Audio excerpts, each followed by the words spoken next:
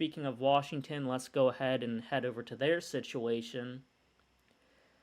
Uh, they are moving into the Big Ten next year, and they're losing a lot of key guys. Obviously, they're losing their head coach, they're losing their offensive coordinator, they're losing Penix, they're losing their wide receivers.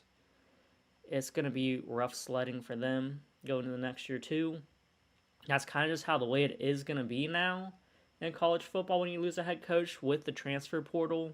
You might as well just say goodbye to a ton of key players on your roster and a lot of the guys who would have, replaced them too. You're kind of just losing them. So it's going to be tougher for Washington to replace these guys than it is for Alabama because, Alabama still is Alabama. But Washington's schedule is really tough too. Let me go ahead and pull up their schedule real quick so we can take a look at it. But I know off the top of my head that they're playing some big time teams. They're playing Michigan, who, just won the Mhm. national championship. I'm pretty sure they're playing Oregon again, which is obviously tough. Yeah. They It's in play, Eugene. yeah, I just got it here. They play USC, they play Penn State. These are teams that they would have done well against this year, and they did beat Oregon twice.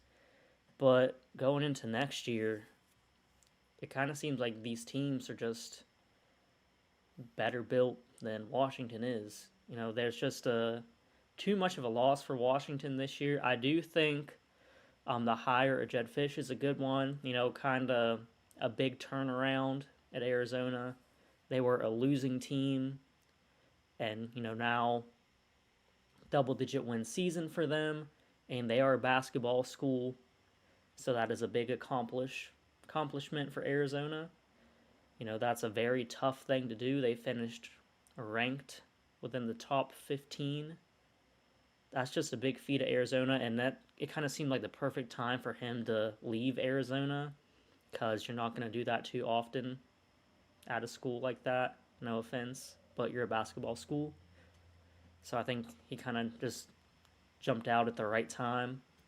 And I think he is going to do well at Washington. Some people seem to think that he's an upgrade over DeBoer. I think that's kind of just trying too hard to rationalize the loss of DeBoer. I'm not sure that's an upgrade, but we'll see. But I think, with all these teams that lose their coaches, they're going to take a step back. That's just how it is. But I do think they're still going to be a solid team going into next year. Probably maybe looking at like a 7-win, 8-win season. But I do think, you know, if you're going to lose your head coach, at least you're getting another really solid head coach. So it's not the end of the world. And you're getting that Big Ten money coming in. It's not a full slice of the pie, but you're getting upgraded money and you're getting, the advantages that come with being in the Big Ten, essentially the Power Two, one of the Power Two conferences now.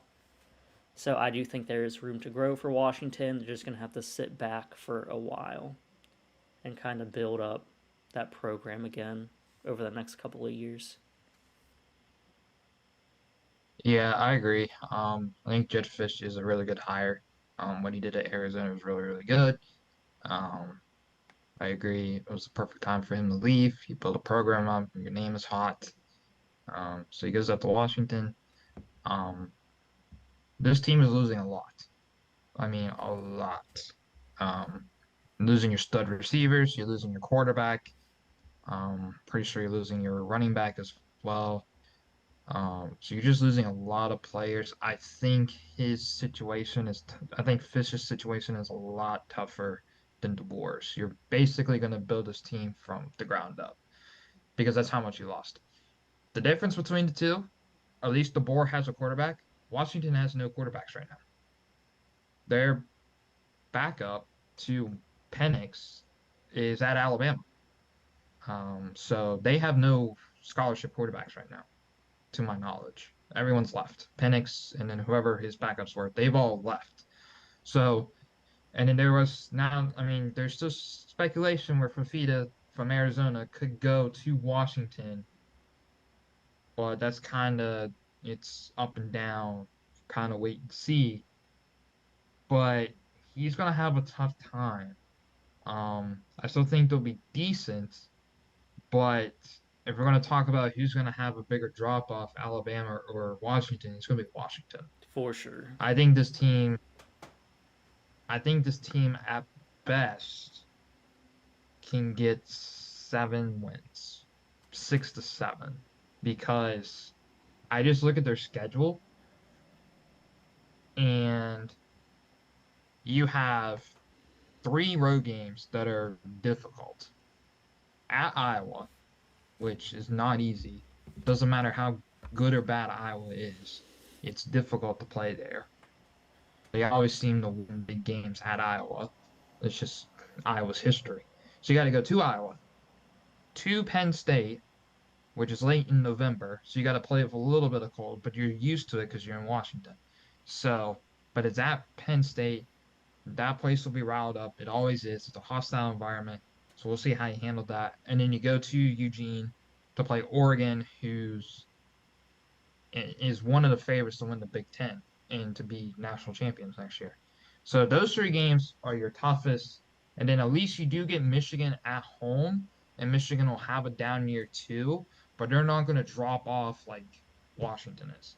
So I think this team at best gets around 6 to 7 wins. Now we'll see about, Fafita, the quarterback from Arizona, and the receiver, his stud receiver, if they follow Jedd Fisch to Washington. But right now, I'm looking at 6 to 7 wins for Washington.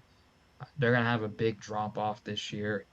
Um, yeah, his Fisch's situation's tough, but I think he can develop them and be competitive for about a couple of years.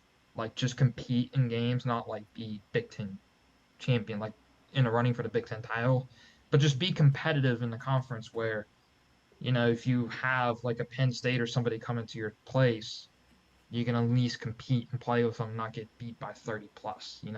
So um, it's just gonna be tough. I just don't foresee this team winning more than 7 games. I think it's 6 to 7. Kind of like what I said with Alabama. We'll see after the portal, after spring ball, and see if they can get anybody from the portal to come up there, because they need a quarterback and they don't have anybody right now. And you got some big shoes to fill in Penix. So we'll see who they get. And but yeah, Fish has a lot of work to do.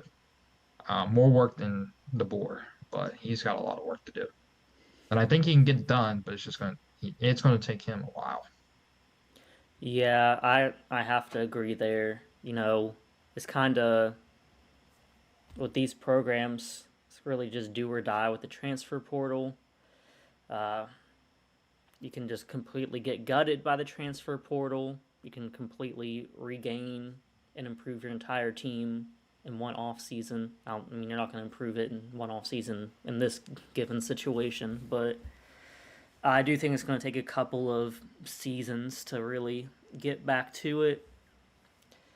Uh, like you said, I mean, there's some question marks at quarterback there for sure. At least that Fish is capable of building up a program like he did at Arizona, and it is gonna be a little bit easier to do at a school like Washington than it is Arizona, but it's just gonna take some time, and you just kind of have to accept that's how it is. It's a little bit easier in a transfer portal era to build up a team, but I still think it's gonna take a couple of years to do that.